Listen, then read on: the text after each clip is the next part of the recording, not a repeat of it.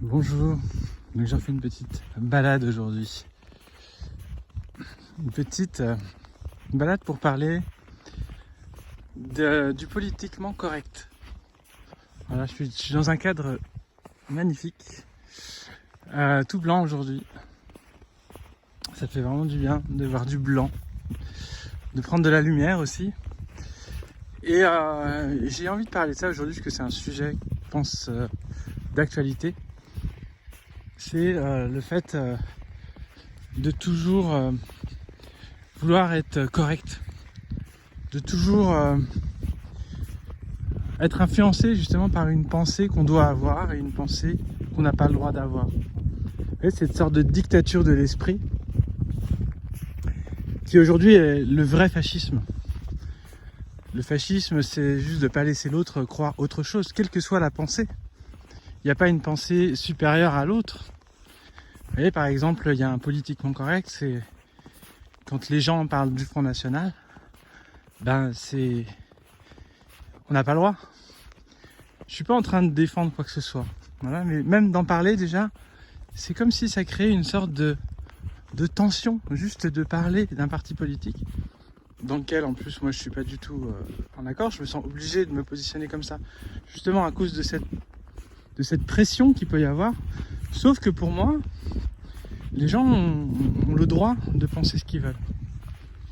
Et ce qui est le vrai fascisme, c'est d'empêcher les gens de penser comme eux ils ont envie de penser, parce que peut-être que aujourd'hui, moi je trouve que le fascisme il est du côté des médias, il est du côté de ce qu'il faut penser. On n'a pas le droit de penser autrement. Par exemple, pour l'instant, le vaccin aujourd'hui, il n'est pas obligatoire, mais on pourrait très bien créer une pensée politiquement incorrecte de ne pas vouloir se faire vacciner. Donc on serait obligé, et à la fin, c'est qui les dictateurs? Est-ce que c'est les gens qui veulent leur liberté? Ou est-ce que c'est ceux qui te disent comment il faut penser? Et quand on regarde dans les médias, par exemple, c'est pour ça que je prends l'exemple du Front National, parce que je pense que de toute façon c'est un parti de manipulation, mais tout de même, on joue d'ailleurs de ça pour interdire des pensées qui pourraient être intelligentes, mais qui peuvent maintenant passer pour fascistes. Et je pense que pour moi, le Front National, il est là pour diaboliser certaines pensées qui sont pas forcément fascistes au départ, mais à partir du moment où le Front National pense ça, alors tout le monde devient des fachos. Vous voyez, c'est une sorte de manipulation médiatique. Et donc c'est important de le révéler, c'est pour ça que j'en parle. C'est important de révéler ça, le dessous des cartes du politiquement correct. Vous voyez, quand j'écoute France Inter et que je vois la petite bande là qui rigole en se foutant de la gueule des gens parce qu'ils pensent pas comme eux ils doivent penser, et en fait c'est du pur fascisme. C'est-à-dire que quelle que soit l'idée, le fascisme c'est d'empêcher la liberté d'expression, la liberté de penser aussi. Et donc il n'y a pas une idée qui est supérieure à l'autre. Par contre, il y a un débat d'idées qui doit avoir lieu. Voilà, quand il y a des différences, c'est important qu'on puisse en parler plutôt que d'interdire d'en parler. Et ce qui se passe avec le politiquement correct, c'est qu'on n'a pas le droit d'en parler. Et c'est là où c'est dangereux. C'est-à-dire qu'on ne laisse pas exprimer tous les points de vue. Et donc on n'en laisse qu'un, et finalement, c'est celui qui va passer pour le plus raisonnable, le plus juste. Mais c'est qui décide pour nous de décider? C'est pas les médias, c'est pas la radio. Vous voyez, quand les médias ils se positionnent, c'est pour ça que moi je le répète clairement, je suis un vrai complotiste, un vrai conspirationniste. Et j'ai pas honte de le dire, puisque je pense vraiment qu'il y a une grosse manipulation. Et pour moi, les gens ne sont pas conscients de cette manipulation. Donc, forcément, on passe pour un fou quand on a juste des idées qui disent non, le 11 septembre par exemple, il a été organisé de l'intérieur. Les attentats en France, ils ont été organisés de l'intérieur. Et les seules personnes qui qui sont pas d'accord avec ça, c'est celles qui ne veulent pas s'y intéresser, pas celles qui s'y intéressent, parce que si vous vous intéressez à ce sujet, vous allez voir, vous aurez des réponses. Puis alors donc après on diabolise Internet. On n'a pas le droit de s'informer sur Internet. C'est bien plus dangereux que de s'informer avec les vrais médias, entre guillemets. Et donc, voilà, c'est une vidéo pour casser un petit peu. C'est pas une vidéo pour prendre parti. Moi, j'ai un peu pris parti par rapport à ma vision complotiste, entre guillemets. Il faut savoir que le mot complot, le complotisme, il a été inventé suite à JFK, lorsque on accusait en fait, il y a des personnes qui parlaient de complot vis-à-vis de l'assassinat de JFK. Et je trouve qu'aujourd'hui, tout le monde le sait, c'est pas officiel, mais tout le monde le sait, mais ça a été organisé de l'intérieur. Attention, ça glisse.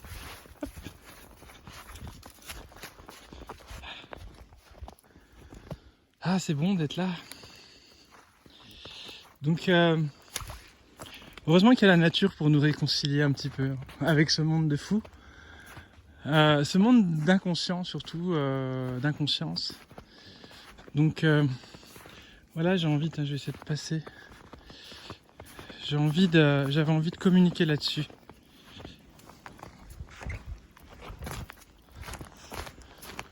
Bon, j'espère qu'il n'y a pas de chasseurs dans le coin. Et donc voilà, je sais plus ce que je voulais dire. Donc ce complot, est-ce qu'il existe? Est-ce qu'on a le droit d'y croire? Est-ce qu'on a le droit d'en parler? Pourquoi il n'y a pas d'émissions qui en parlent, qui débattent? Vous trouvez pas ça bizarre que personne ne puisse parler de ça? Peut-être qu'il y a quelque chose, il y a réellement quelque chose. Donc j'en parlerai, je pense, mais aujourd'hui c'est pas la question. Mais je pense que c'est important qu'on prenne conscience que derrière, quand on veut pas qu'on parle de quelque chose, c'est parce qu'il y a quelque chose à cacher. Et quand il n'y a rien à cacher, on révèle tout. On cache rien. C'est-à-dire que quand on est clean, on n'a pas besoin de faire de la censure. On n'a pas besoin de se positionner comme de dénoncer les autres, voilà, d'accuser les autres. C'est une technique de manipulateur, ça. Vous savez, quand les gens... Ça, c'est une des preuves, d'ailleurs. C'est quand on n'a rien à se cacher, on laisse parler les gens, puisqu'on sait que, quelque part, on est juste, on est vrai. C'est quand on est faux qu'on veut pas que les choses se fassent. Donc, à chaque fois qu'il y a de la censure, mais c'est qu'il y a quelque chose qui dérange. Il y a quelque chose qui ne doit pas être su. Faut pas s'intéresser à ces sujets-là. Donc, je vous invite aussi à vous intéresser, par exemple, au 11 septembre.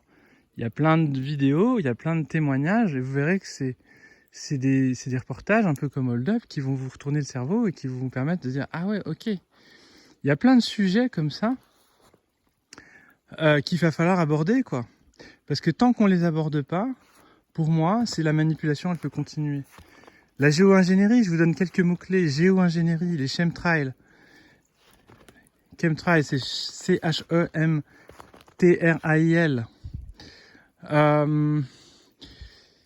Voilà, intéressez-vous, voilà, même l'attentat de Madrid.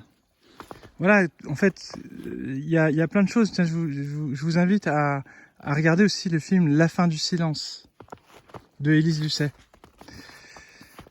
Donc, pourquoi? Pour ouvrir votre conscience, en tout cas pour comprendre, pour apprendre à comprendre ce qui se passe, pour arrêter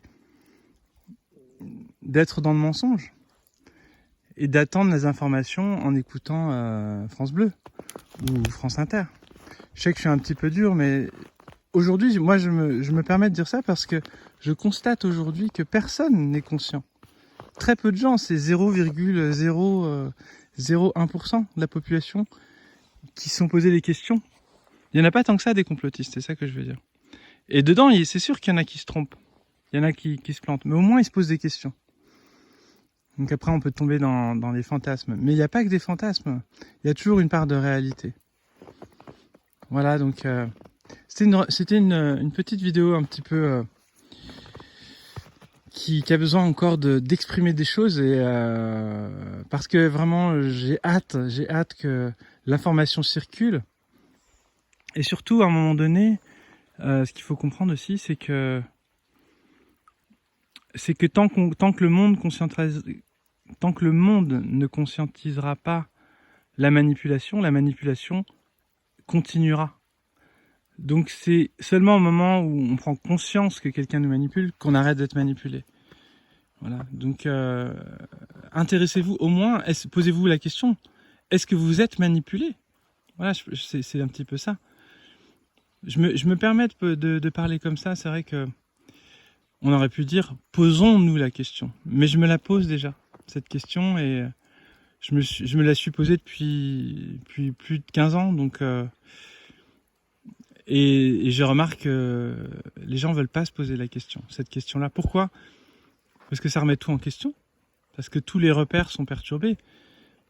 Et c'est pour ça qu'après, ce qui est intéressant, c'est qu'on va trouver nos repères quand on commence à ne plus en avoir. C'est-à-dire, le repère, c'est quoi? C'est comprendre d'où on vient. Comprendre que qu'on a une base et qu'on est une âme, par exemple. On va comprendre des choses auxquelles on n'a pas été instruit au départ. Parce que on n'y est instruit que si on se pose ces questions. Voilà. Est-ce qu'on est une âme plus qu'un corps? Est-ce qu'on se réincarne? Est-ce qu'on s'est déjà rencontré dans une autre vie? Est-ce qu'il y a une vie après la mort? Vous voyez, toutes ces questions, quand on se les pose, on a des réponses. Et quand je discute avec les personnes, en fait, n'ont pas envie de se poser ces questions, ils n'ont pas envie de savoir. Pourquoi? Parce que c'est compliqué, parce que ça complique les choses. Sauf qu'aujourd'hui, c'est nécessaire pour harmoniser les choses. D'ailleurs, c'est ce dont je parle dans le Révélateur. C'est le programme que j'ai proposé. Donc si ça vous intéresse, je vous invite à vous inscrire déjà dans la fiche d'inscription pour recevoir les informations que je vous passerai dans la newsletter. Et puis il y a aussi les cours de Qigong, les cours de Tai Chi, si ça vous intéresse. Et systématiquement, donc le Révélateur va être un outil justement de curiosité, d'apprentissage pour se poser des questions. Voilà, je vais juste vous proposer un point de vue de chercheur qui fait son rapport et sa revue de presse, voilà, sa petite revue de presse, et qui dit voilà, qu'est-ce que vous en pensez de ça? Qu'est-ce que vous en pensez? Et donc c'est ça qui sera partagé dans ce Révélateur. Voilà, je vous souhaite une belle journée, profitez bien, et puis on se dit à bientôt. Ciao.